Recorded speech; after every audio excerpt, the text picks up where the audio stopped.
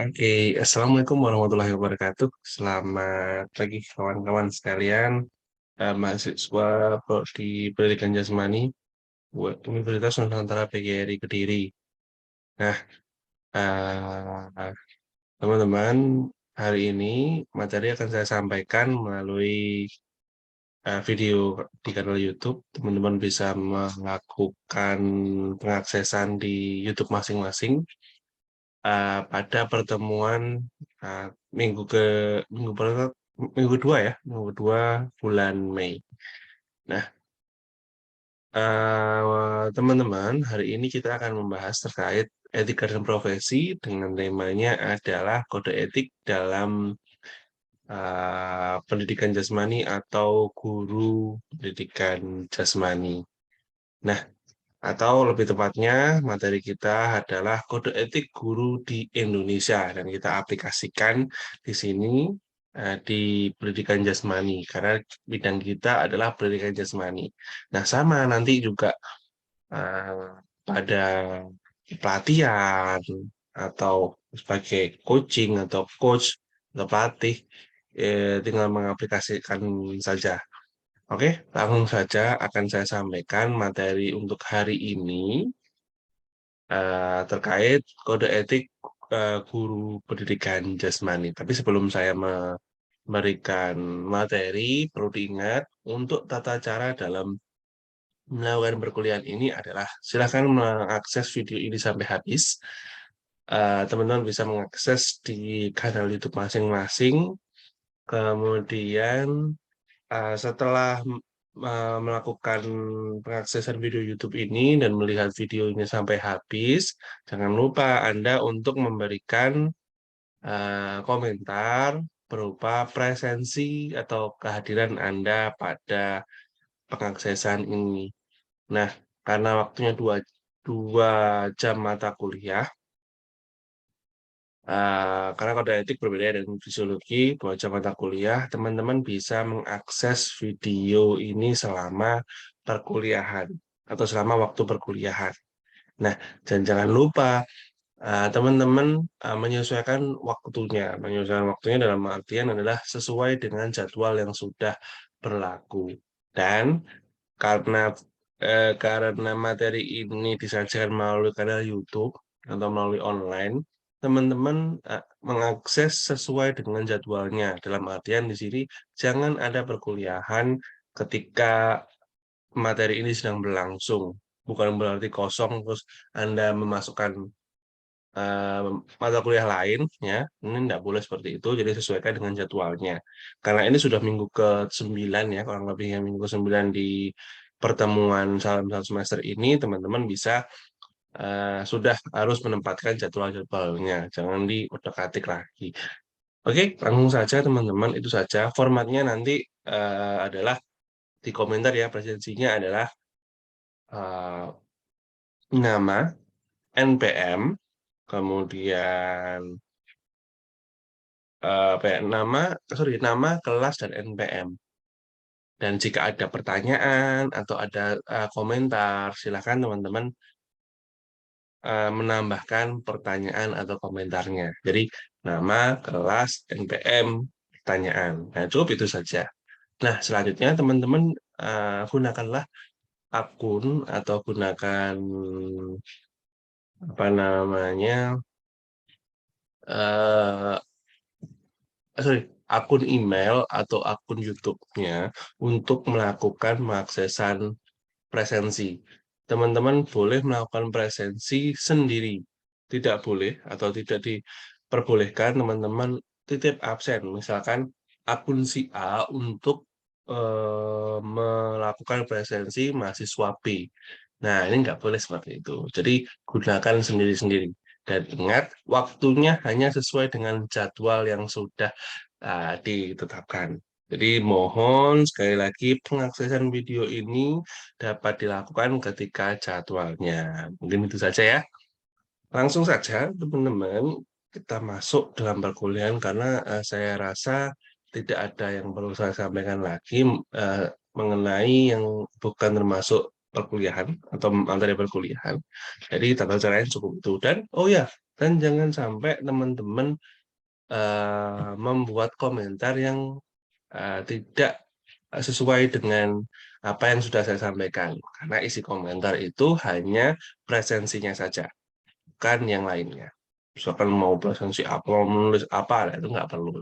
Kiranya nggak penting, nggak usah dilakukan. Jadi teman-teman hanya membubuhkan atau hanya menuliskan presensi ataupun pertanyaan saja. Jadi gunakan media sosial dengan bijak dan semestinya. Oke, langsung saja teman-teman, saya akan menyampaikan materi untuk hari ini, yakni mengenai kode etik guru di Indonesia atau guru pendidikan jasmani pada umumnya.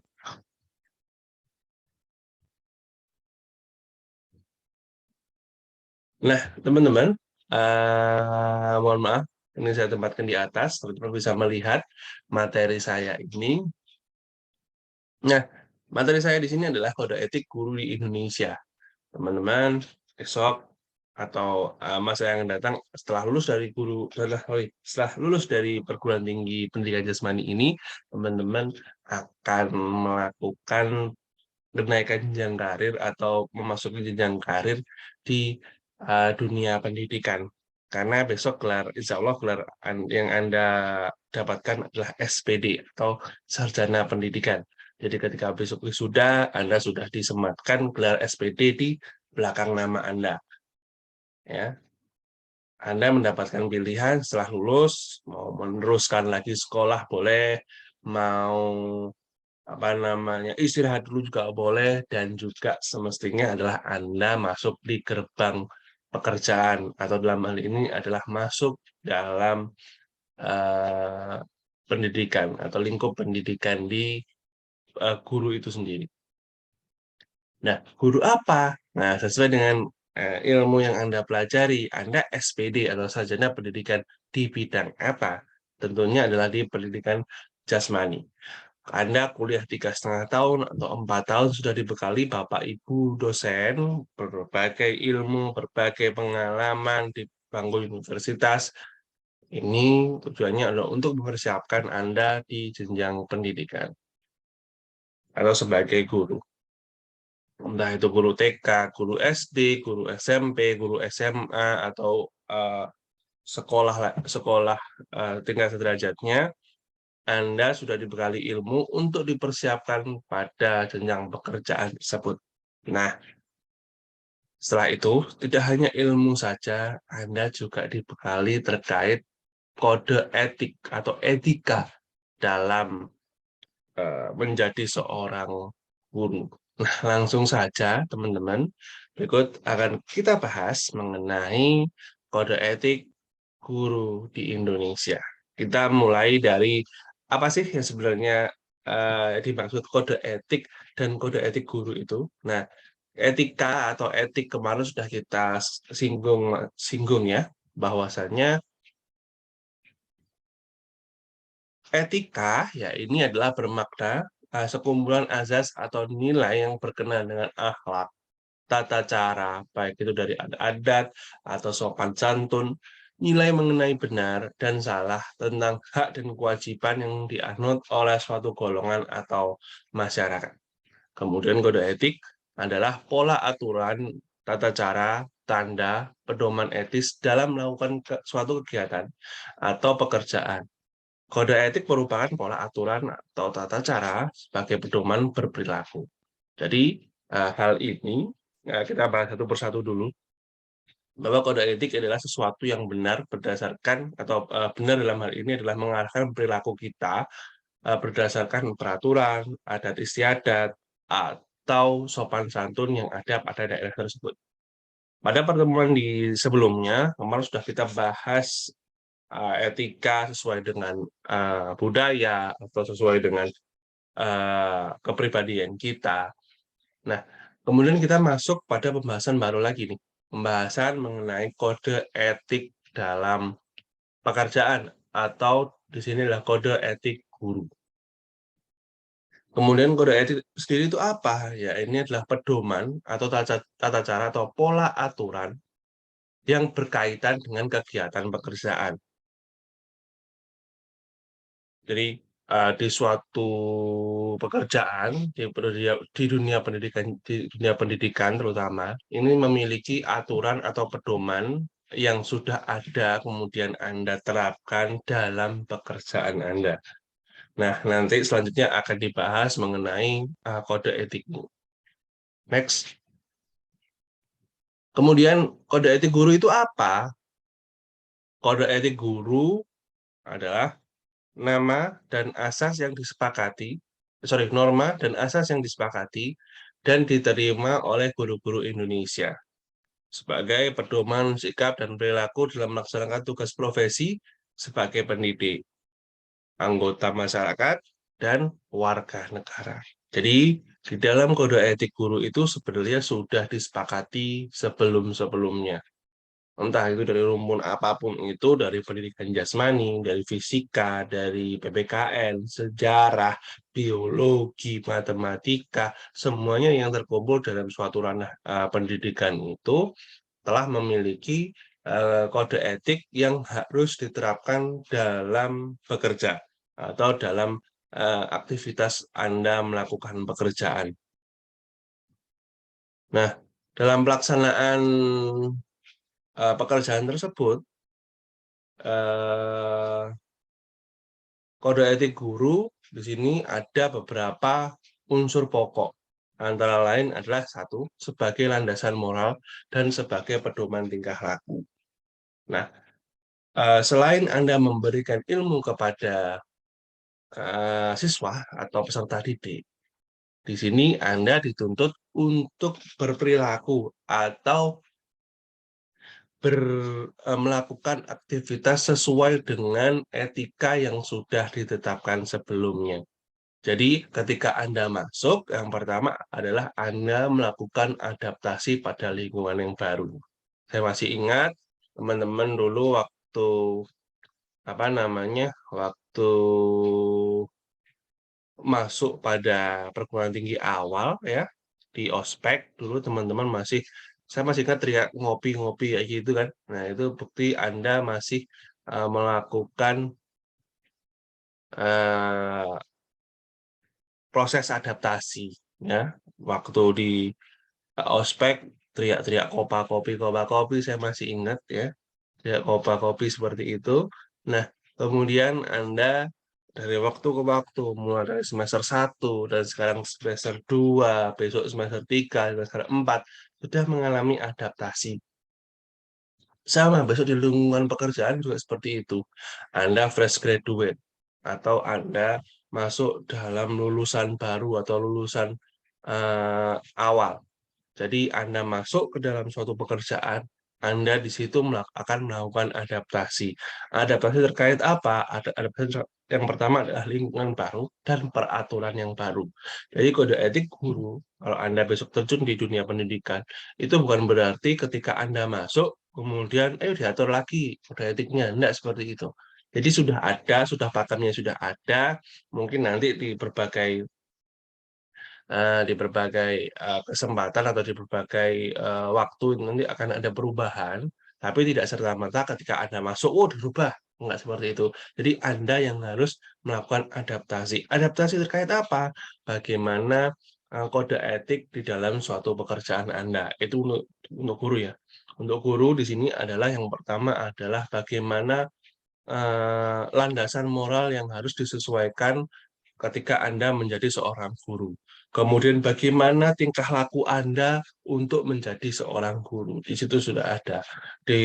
Anda menjadi di perilaku Anda, pedoman perilaku Anda tidak harus Anda tidak boleh menyuruh Anda, ayo gak usah sekolah ya, ngopi ya, katakan seperti itu.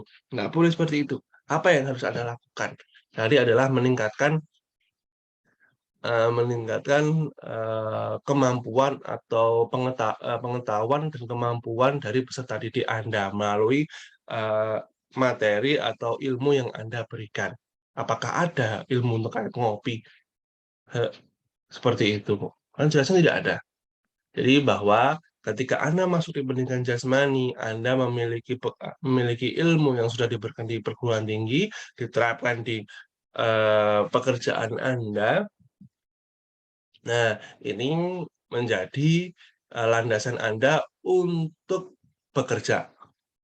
Kemudian landasan moral. Nah, ada peningkatan moral. Apa peningkatan moral di sini? Maksudnya adalah Anda tingkatannya sudah berbeda. Anda adalah seorang guru atau seorang yang dituakan oleh peserta didik Anda.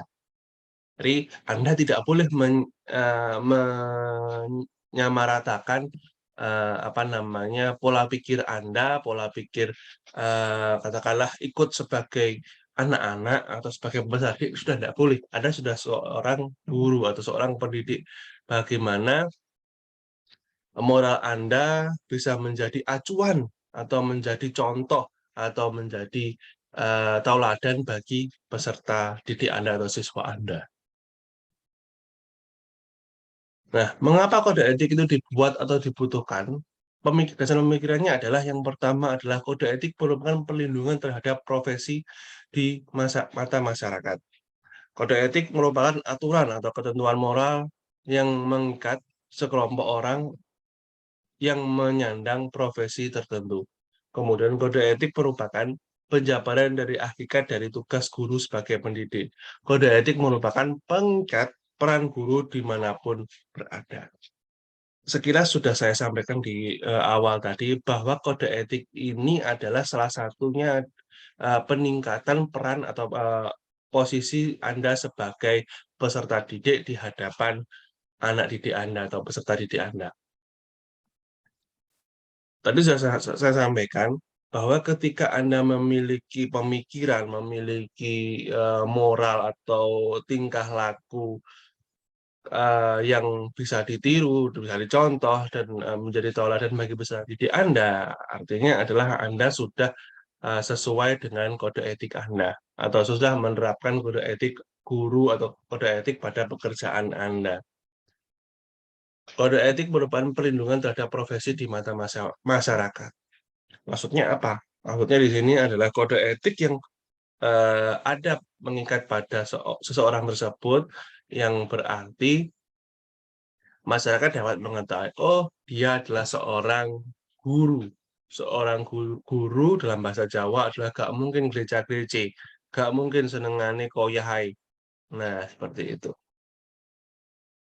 Kalau misalkan, eh, oh guru itu harus saklek, atau guru itu harus, apa namanya, sesuai dengan aturan, menegaskan aturan. Aturan itu tidak melulu menjadi sebuah trigger atau menjadi sebuah yang ditakuti. Bagaimana Anda sebagai seorang guru, sebagai seorang pendidik dapat menaati peraturan, akan tetapi dengan tidak melakukan kekerasan. Oh, namanya peraturan itu harus ditegakkan dan bersifat keras. Tapi bagaimana Anda dapat melakukan apa namanya peraturan atau dalam kode etik, menaati segala kode etik yang ada di pekerjaan Anda kepada peserta didik Anda. Kemudian yang kedua, kode etik merupakan aturan atau ketentuan moral yang mengikat sekelompok orang yang menandang profesi tertentu. Adanya kode etik ini adalah untuk dilakukan bagi setiap pekerjaan, terutama di guru. Bagaimana kode etik ini mengatur Anda sebagai guru untuk dapat mendidik peserta didik Anda. Kemudian yang ketiga, kode etik merupakan penjabaran dari hakikat tugas guru sebagai pendidik. Tugas Anda atau Anda nanti, aku mau ngapain untuk jadi guru, itu ada pada kode etiknya. Aku jadi dosen, katakanlah saya jadi dosen. Ngapain? Oh, jadi dosen itu tidak hanya mendidik, tidak hanya memberikan materi, membuat siswanya menjadi paham, ataupun membuat siswanya agar dapat sertifikat atau dapat ijazah. Tidak hanya itu ternyata. Ternyata ketika kita masuk sebagai pendidik, sebagai apa namanya dosen, seperti itu, oh ternyata ada beberapa aturan atau beberapa eh, etika yang harus kita terapkan dalam pekerjaan kita. Jadi tidak hanya mendidik, bagaimana kita eh, mengabdi kepada masyarakat, bagaimana kita meningkatkan kemampuan kita, bagaimana kita dapat mengaplikasikan ilmu kita, tidak hanya mendidik, ya mengaplikasikan ilmu banyak sekali. Nah, seperti itu. Kode etik merupakan pengikat peran guru dimanapun berada. Jadi, teman-teman ketika hidup di masyarakat, kode etik ini juga berfungsi. Bagaimana kode etik ini adalah melakukan, dapat membantu Anda dalam melakukan aktivitas atau membantu Anda ketika berhubungan dengan masyarakat sekitar.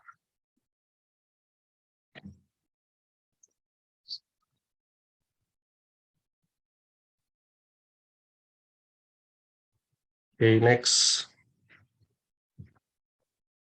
Nah, berikut akan saya sampaikan apa isi kode etik guru Indonesia. Yang pertama, yakni guru berbakti membimbing anak di seutuhnya untuk membentuk manusia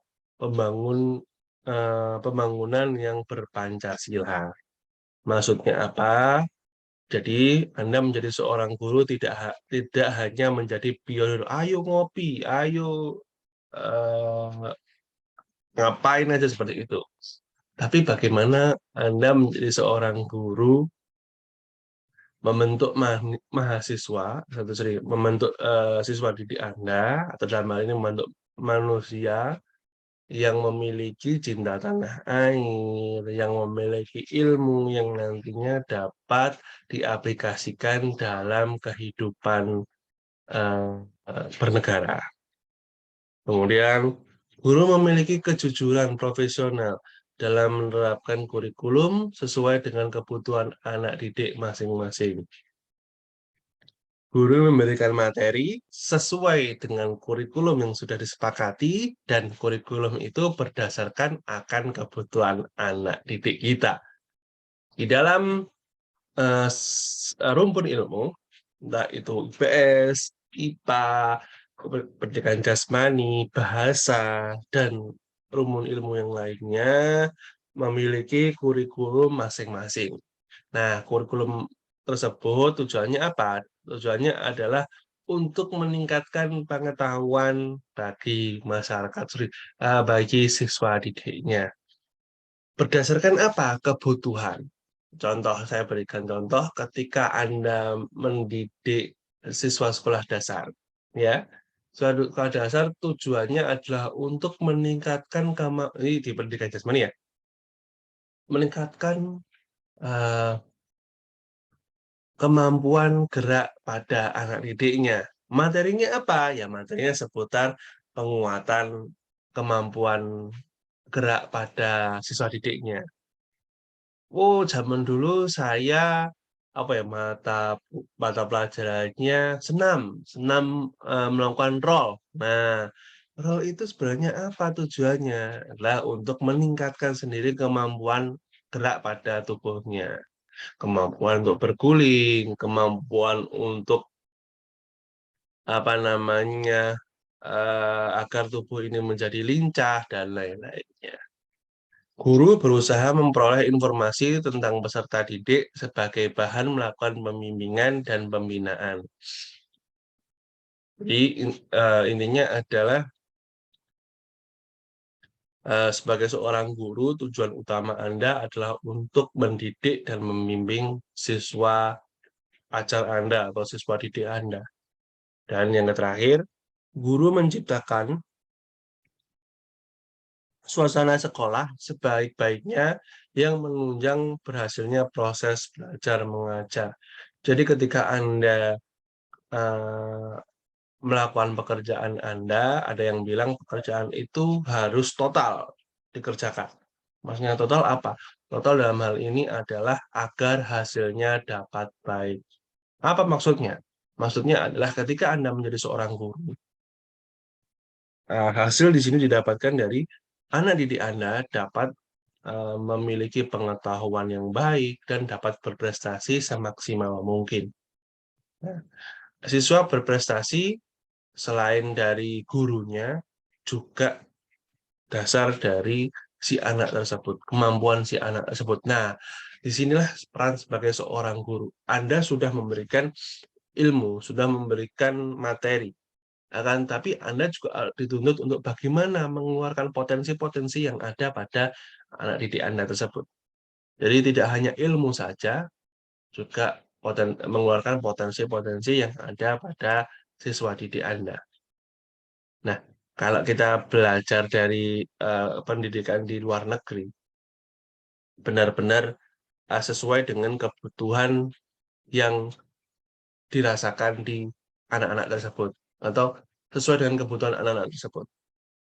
Jadi seorang guru, seorang siswa, seorang guru atau seorang pendidik di sini benar-benar memberikan atau mengupayakan dalam bekerja itu sebaik mungkin.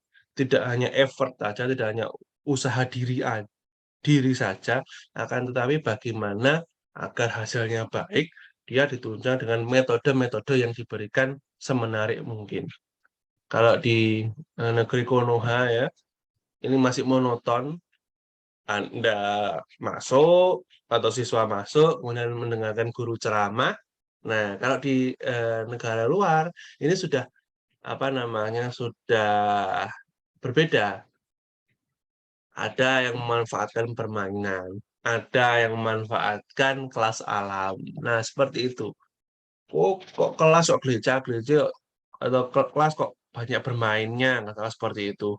Nah, tidak akan tapi bagaimana ilmu itu diberikan dengan keadaan yang santai, dengan keadaan yang apa namanya rileks, sehingga anak didik kita dapat memahami. Nah, itu metodenya. Bagaimana teknik-tekniknya? Teknik-tekniknya kalau eh, kalau di negeri Konoha, ya, negeri Konoha itu oh hanya di kelas saja, tapi kalau di luar kita bisa memanfaatkan alam sekitar, memanfaatkan media seperti kita saat ini.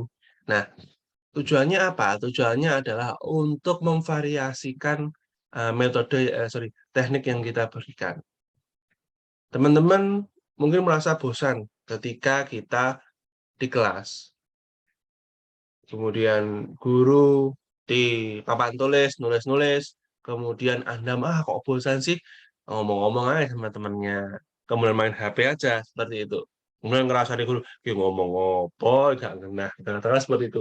Anda sudah pikirannya sudah kemana-mana. Nah, makanya teknik dalam memberikan pengajaran itu harus dirubah, harus disesuaikan. Besok Anda akan menerima itu di pedagogi pendidikan.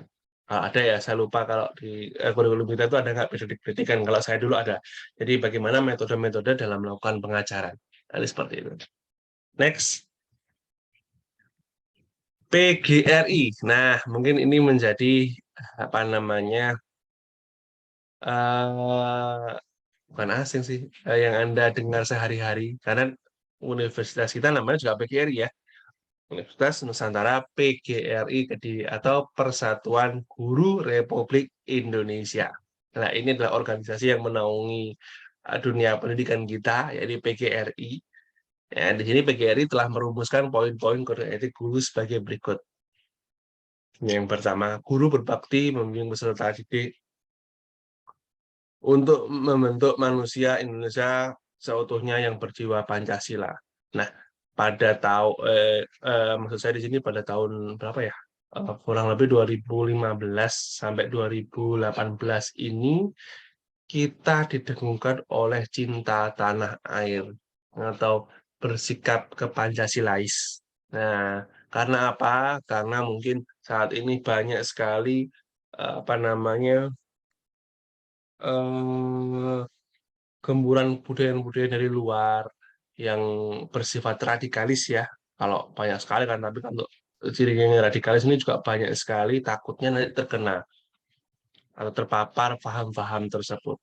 Nah, bagaimana peserta didik ini kita didik agar Pancasilais, agar hidup sebagai Indonesia. Maksudnya seperti itu.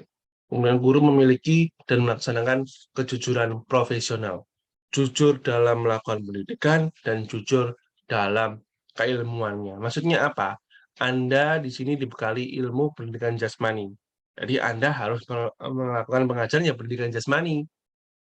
Akan tapi jangan sampai Anda memberikan materi tata boga. Nah, itu nggak boleh seperti itu.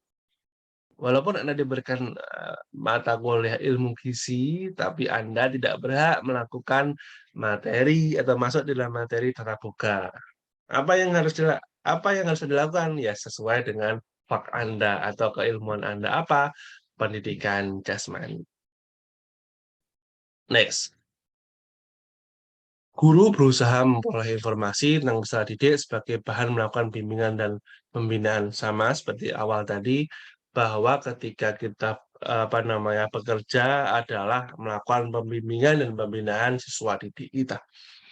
Next, guru menciptakan suasana sekolah sebaik-baiknya yang menunjang berhasil prosesnya mengajar. Nah, sudah saya sampaikan di awal tadi ya. Next. Nah, selanjutnya, guru memelihara hubungan baik dengan orang tua murid dan masyarakat sekitarnya untuk membina peran serta dan rasa tanggung jawab bersama terhadap pendidikan. Nah, dalam proses pendidikan ini tidak hanya guru saja. Jadi, dalam hal ini istilah orang tua menitipkan anaknya kepada guru atau sekolah ini tidak serta-merta kita terjemahkan bahwa kasarnya ya, nyoh iya anakku didiin, enggak seperti itu. Jadi bagaimana guru berangkat sekolah, kemudian keluarga dan masyarakat ini saling bergotong royong, saling bantu membantu dalam membimbing siswa tersebut atau peserta didik tersebut. Nah, maksudnya apa?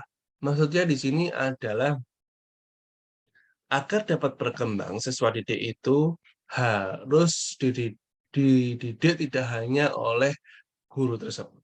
Jadi saling berkomunikasi antara guru. Bagaimana perkembangan si A? Si A tadi di sekolah seperti ini. Kemudian tolong nanti orang tuanya memberikan stimulasi-stimulasi seperti ini. Nah, kemudian peran masyarakat apa? Nah, itu akan terjalin dalam komunikasi itu. Sehingga si siswa tersebut dapat meningkat pengetahuannya. Guru secara pribadi dan bersama-sama mengembangkan, meningkatkan mutu dan martabat profesinya. Anda besok ketika lulus, berpersepsilah bahwa ilmu Anda masih kurang. Anda perlu peningkatan. Anda perlu apa ya? Perifreshan keilmuan atau pembaruan keilmuan. Dengan cara apa? Ya bisa sekolah lagi, bisa masuk diklat, bisa apa namanya ikut keprofesian dan lain-lainnya. Tujuannya apa? Untuk meningkatkan atau mengembangkan mutu profesionalitasnya atau keilmuannya. Kemudian guru memelihara hubungan profesi, semangat kekeluargaan, dan kesetiakawanan sosial. Maksudnya apa? Jadi antar guru, antar tenaga kependidikan di suatu sekolah ini saling berhubungan baik. Next, guru secara bersama-sama memelihara dan meningkatkan mutu organisasi PGRI sebagai sarana perjuangan dan pengabdian. Maksudnya apa? Di sini adalah bagaimana guru itu bekerja tidak hanya untuk sekolah, tidak hanya untuk dirinya, tetapi juga organisasi yang menaunginya, yakni PGRI. Kemudian guru melaksanakan segala kebijakan pemerintah dalam bidang pendidikan. Pemerintah sudah memberikan aturan dalam hal ini di Menteri Pendidikan. Kita harus mengaplikasikannya. Contoh beberapa kali Mas Menteri kita di Menteri Pendidikan kita memberikan acuan-acuan dalam melaksanakan pembelajaran di sekolah. Nah, kita ikuti aja aturannya dengan mungkin apa namanya ada sedikit apa namanya pengevaluasian atau mungkin eh, ada apa ya? Ada kayak seperti di edit itu bahasa Indonesianya apa ya? Seperti di peraturan itu intinya diterapkan lah ke pekerjaan kita. Kemudian, apa sih tujuan kode etik guru itu? Yang pertama adalah kode etik guru Indonesia merupakan pedoman sikap perilaku bertujuan menempatkan guru sebagai profesi terhormat, mulia, bermartabat yang dilindungi undang-undang. Tujuan umumnya adalah untuk menjamin para guru atau petugas lainnya agar dapat melaksanakan tugas kependidikan mereka pendidikan mereka sesuai dengan tuntutan etis dari segala aspek kegiatan penyelenggaraan pendidikan. Mohon maaf ini kurang spasi ya.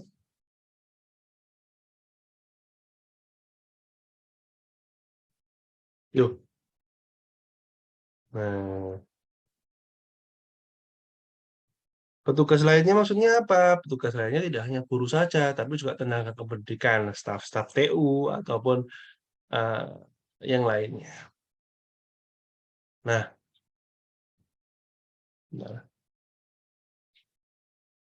jadi tugas utamanya atau tugas umumnya adalah bagaimana guru kode etik ini menjamin keprofesian pada guru di sekolah-sekolahan, di sekolah-sekolah lainnya, entah itu tingkatan SD hingga tingkatan SMA atau sederajatnya.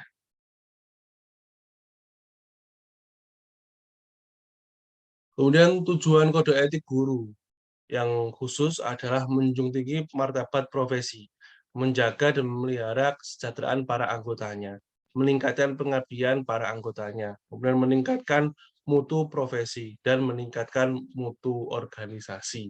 Dari dengan kita menerapkan kode etik ini, beberapa tujuan-tujuan umum dan khusus ini dapat terpenuhi.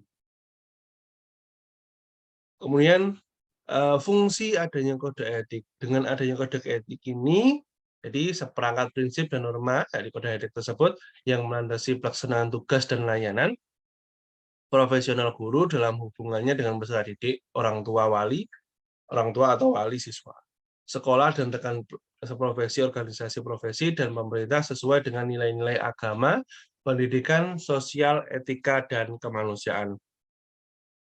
Jadi dalam kita melaksanakan tugas itu atau dalam mendidik siswa didik kita ini sudah disesuaikan atau sudah kesepakatan antar lini, maksudnya di sini adalah dari orang tua, masyarakat, dan rekan seprofesionalan yang berdasarkan nilai-nilai pada agama, pendidikan sosial, etika, dan kemanusiaan. Karena ketika kita memberikan materi, ketika kita melakukan pengajaran, prinsip-prinsipnya apa? Ya disesuaikan dengan nilai agama, pendidikan, sosial, dan etika. Contoh, Anda mendidik pendidikan jasmani, kemudian eh, Anda melaksanakan tugas atau melaksanakan pekerjaan atau menyampaikan materi, katakanlah kalau saya dulu apa ya? Itu materi kebersihan. Nah, kebersihan. Katakanlah kebersihan adalah bagaimana merapikan baju, katakanlah seperti itu. Itu dulu ada materi saya di SD kalau nggak salah ya di SD. Nah, bagaimana itu bisa dilakukan untuk dipraktekkan? Ini sesuai dengan nilai sosial, nilai agama, bagaimana melempit baju kalau zaman saya dulu ya siswa disuruh melepaskan baju ya SD untuk SMP untuk SMA teman-teman jangan mikir seperti itu jadi SD disuruh nyopot baju dan celana ya kemudian dirapikan. Nah di situ kan ada laki-laki perempuan dan ya laki-laki dan perempuan walaupun masih kecil tapi kan tidak sesuai dengan nilai agama kita tidak sesuai dengan nilai sosial kita wah si cilik gak apa-apa nggak apa-apa kan nggak seperti itu jadi kita mendidik norma sedini mungkin. Jadi ada suatu sekolah itu menerapkan laki-laki sendiri, perempuan sendiri, walaupun tidak sekolah berlabel Islam atau berlabel agama, katakanlah seperti itu. Mohon maaf, menyendirikan, laki-laki sendiri, perempuan sendiri. Nah, dengan adanya kode etik ini yang menganut pada norma-norma agama, norma-norma sosial dan kemanusiaan dan lainnya, ini ketika Anda memberikan materi, ini harus disesuaikan seperti itu. Jangan disamakan atau mungkin ya jangan seperti itu. Boleh melakukan materi kebersihan ya mungkin membawa baju sendiri atau baju yang lainnya. Jangan, "Oh copot semuanya, mencopot baju dan celananya semua ya, kemudian nanti dirapikan sendiri." Nah, nggak seperti itu. Tujuannya memang untuk, memberikan ilmu yang kata orang sih sepele, tapi menurut saya itu adalah ilmu yang berguna. Untuk kebersihan bagaimana merapikan baju atau memasukkan baju ke dalam lemari kan seperti itu. Dengan cara apa ya? Dengan cara mungkin, materinya silahkan memberitahu siswa untuk besok membawa baju, celana yang, satu satu setel saja atau satu potong saja dapat dibawa ke sekolahan untuk dipraktekkan untuk materi kebersihan. Nah, itu nggak apa-apa, itu sesuai dengan, nilai-nilai sosial dan kemanusiaan. Fungsi adanya kode etik agar guru memiliki pedoman dan arah yang jelas dalam melaksanakan tugasnya sehingga terhindar dari penyimpangan, profesi. Apa penyimpangan profesi? Ya tadi, ilmu yang Anda dapati atau yang Anda kuasai jangan sampai Anda, apa namanya, mengajar tidak sesuai dengan keprofesiannya. Kayak tadi basic-nya adalah guru pendidikan jasmani, jangan sampai Anda masuk di, mata pelajaran tata boga. Nah, itu nggak boleh seperti itu. Kemudian agar guru bertanggung jawab atas profesinya, atas, pekerjaannya, maksudnya seperti itu. Agar profesi guru terhindar dari perpecahan dan pertentangan internal. Maksudnya apa ini, Pak?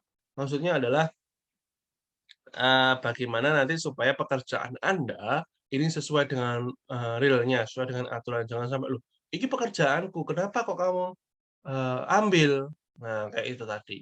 "Loh, ini kan masalah, apa namanya, di keolahragaan, kenapa guru matematika mengambil ini?" Nah, hal seperti itu nggak boleh seperti itu. Jadi sesuai dengan materinya. Loh, "Iki kok, apa namanya, ilmu matematika kok sampean gawe, Pak guru olahraga?" Loh, maksudnya seperti apa, Bu? Lah anak-anak mbok ajari, berhitung 1, 2, 3 sampai 8 tok, nggak tahu sampai 9 dan 10, katakan bukan seperti itu. Akan tetapi ketika Anda memberikan materi, disesuaikan dengan materinya, disesuaikan dengan apa yang sudah ditelaah di kurikulumnya, sesuai dengan kebutuhannya tadi. Jangan sampai tadi jokes ya, maksudnya tadi jokes. Jadi jangan sampai, "Oh berhitung diajarkan oleh olahraga." Enggak, maksudnya apa, berhitung itu adalah untuk, waktu dalam berolahraga atau waktu dalam salah satu kegiatan di olahraga, bukan belajar berhitung, jadi seperti itu. Agar profesi guru terhindar dari perpecahan oh udah, agar guru dapat meningkatkan kualitas dan kuantitas pelayanan. Jadi bagaimana tadi usaha untuk meningkatkan hasilnya dengan cara apa? Meningkatkan kualitas dan kuantitas. Kemudian, agar profesi ini membantu memecahkan masalah dan mengembangkan diri. Kemudian, agar profesi ini terhindar dari campur tangan profesi lain dan pemerintah. Tadi, saya sudah menyampaikan bahwa, eee, kita tidak skeptis terhadap, pemerintah ya. Pemerintah itu sebagai acuan kita, maksudnya pemerintah di sini adalah bagaimana pemerintahan ini bercampur tangan secara langsung, secara direct langsung. Jadi cukup memberikan arahan, kemudian guru yang melakukan pengaplikasiannya di lapangan atau terjun di lapangannya dalam mendidik siswa tersebut. Next.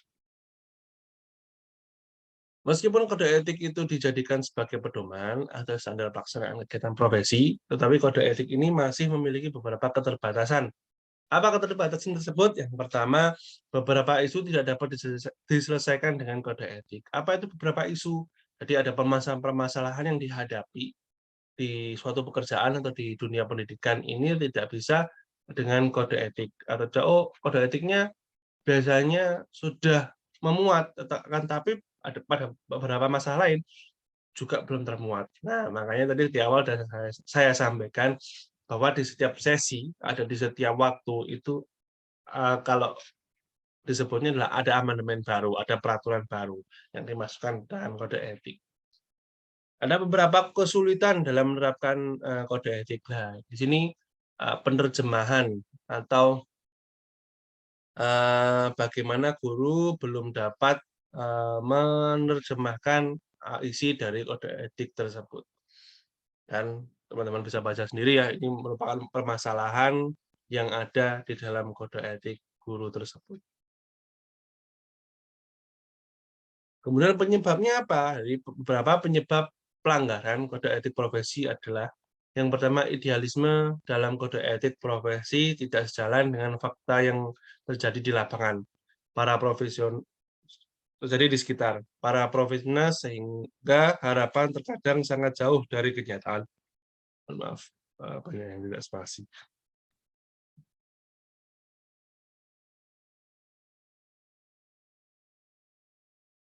Nah, ini adalah karena kode etik ini tujuannya adalah mengatur, jadi banyak sekali ketika seorang guru ini menerjemahkan, karena ada yang kesulitan dan ada yang menafsirkannya keliru atau sepemahaman mereka. Sehingga apa yang ia pahami ini belum tentu sesuai dengan kode etik yang diberikan. Kemudian memungkinkan para profesional untuk berpaling kepada kenyataan dan mengabaikan idealisme kode etik profesi. Kode etik profesi bisa menjadi pajangan tulisan berbingkai. Maksudnya apa? Kode etik ini tujuan utamanya adalah untuk membimbing atau mengatur keprofesionalan guru tersebut. Akan tetapi kode etik ini yang tujuannya membimbing tadi, ini hanya menjadi pajangan. Karena apa? Tidak diterapkan di dalam kode etik itu sendiri. Karena apa? Ya tadi, yang pertama banyaknya permasalahan.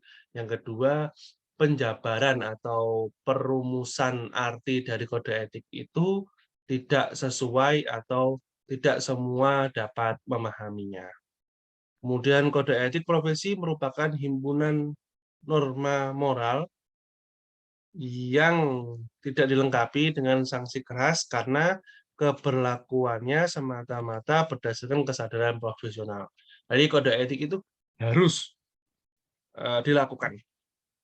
Akan tapi penegakan kode etik ini sangat longgar sekali. Maksudnya apa sangat longgar?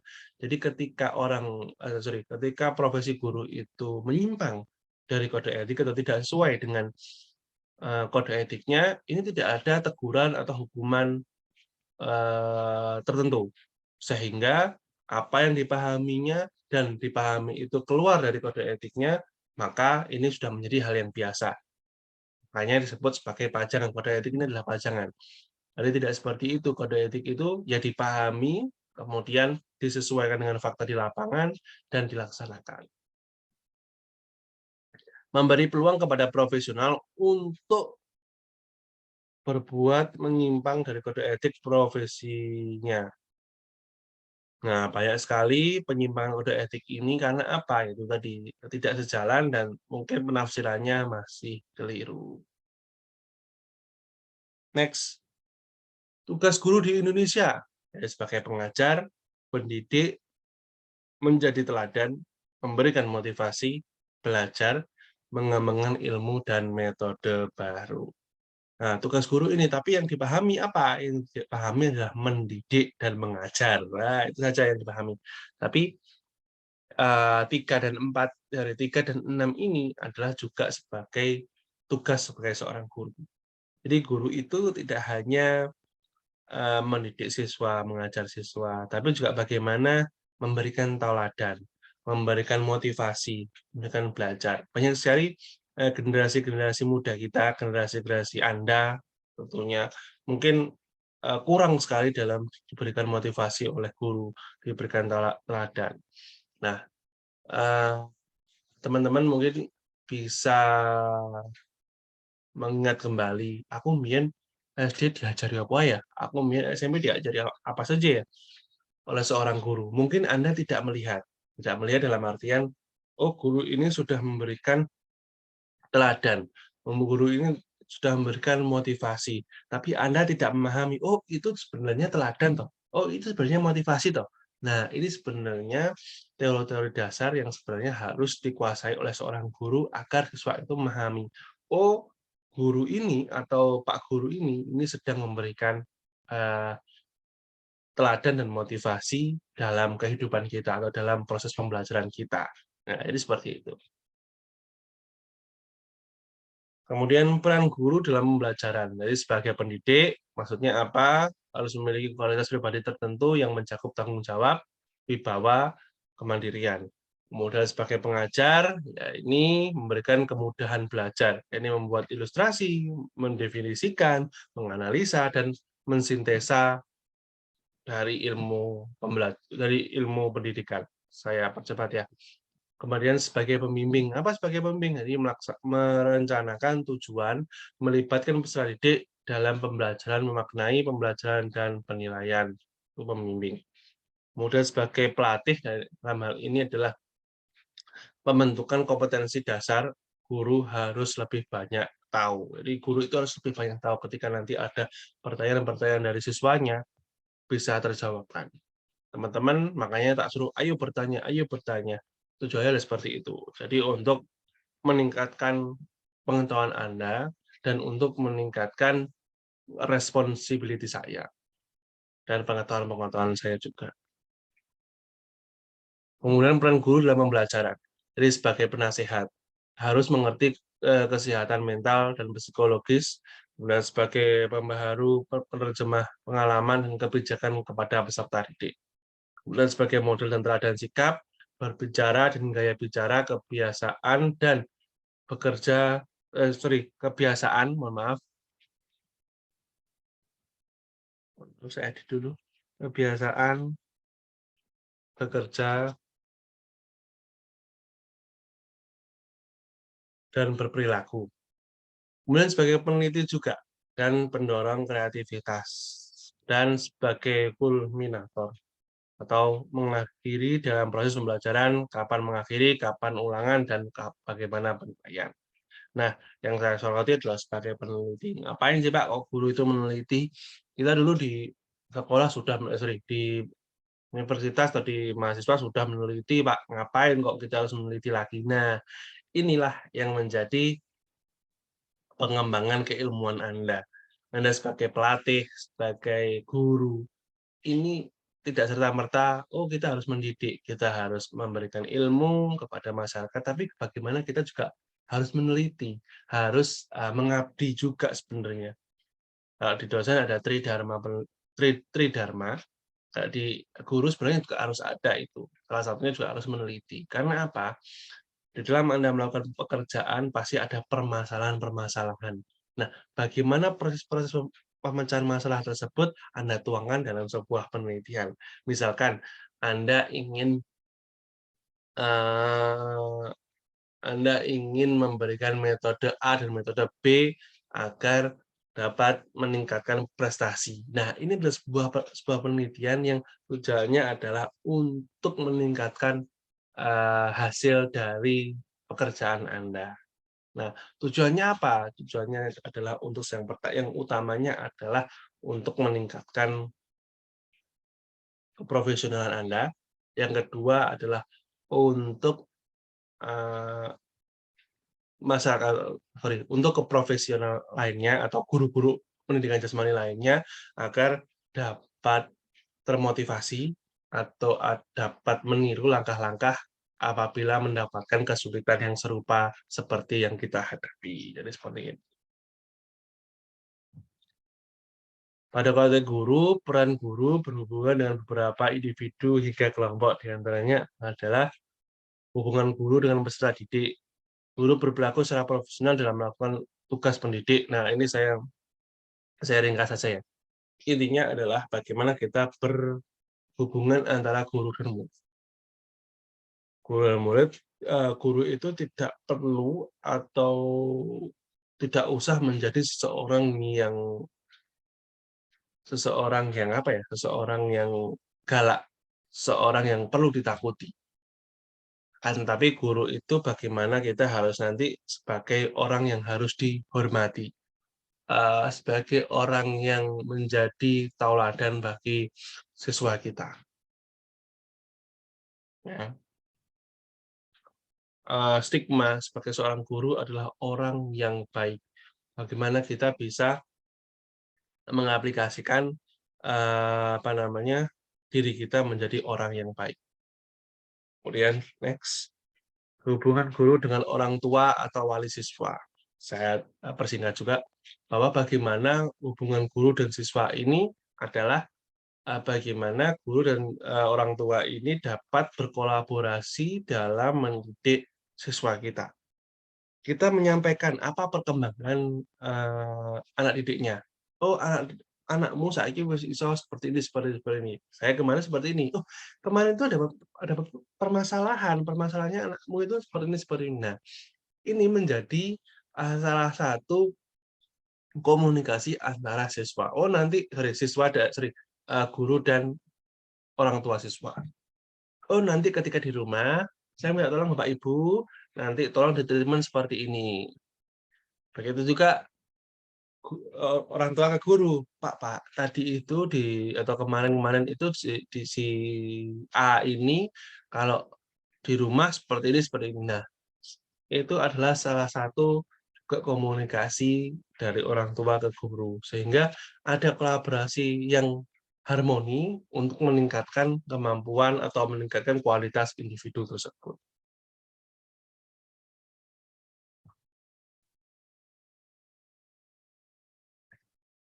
Nah, kemudian guru dan masyarakat, intinya saja bahwa bagaimana masyarakat nanti juga mendukung dalam proses berkembangnya siswa didik kita. Jadi tidak hanya kepada orang tua siswa saja, tapi bagaimana kita juga berhubungan baik dengan masyarakat sekitar. Dengan cara apa? Ya bekerja sama terkait peran-peran yang dapat dilakukan oleh masyarakat kita. Bagaimana dapat mendidik siswa kita sehingga pembelajaran ini dapat efektif.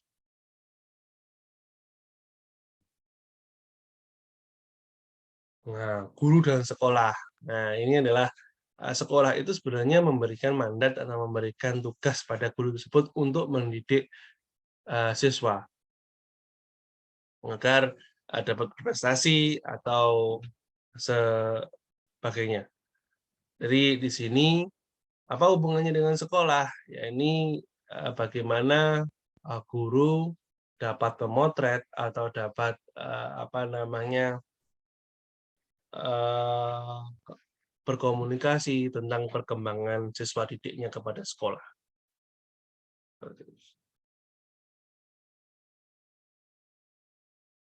Hubungan guru dan profesi, profesionalisme keprofesiannya ya maksudnya di sini. Jadi guru menjunjung tinggi tindakan pertimbangan pribadi dalam menjalankan tugas-tugas profesionalnya dan bertanggung jawab atas konsekuensinya. Maksudnya apa? Jadi guru dan profesinya. Profesi guru pendidikan jasmani itu sebenarnya ada, atau apa ya? Kalau zaman saya dulu itu kan guru itu ada ini ada apa ya? Perkumpulan guru. Saya lupa namanya itu. Jadi perkumpulan guru olahraga. Saya dulu pernah pernah apa namanya tahu bahwa di guru pendidikan jasmani di berbagai antar jenjang ini memiliki kelompok guru masing-masing. Ya, tujuannya apa? Tujuannya adalah untuk menyamakan persepsi atau menyamakan kurikulum yang dapat diterapkan di profesinya. Seperti itu. Apa ya ini? Saya lupa. Ada perkumpulan guru PPG, bukan PG. Ada sendiri. Jadi perkumpulan guru masing-masing ada dari pendidikan jasmani sendiri, olahraga ya, ada biologi sendiri, matematika sendiri. Guru dan organisasi profesinya, ini sangat banyak sekali, teman-teman bisa baca bahwa ini adalah organisasinya atau PGRI, ke PGRI-annya. Jadi adalah guru dan PGRI yang intinya adalah guru harus menjaga martabat dari organisasinya. Banyak sekali ya guru-guru yang menyimpang dari organisasinya, yang tidak sesuai, sehingga guru ini atau hubungan antara guru dan organisasi profesionalnya ini menjadi terganggu.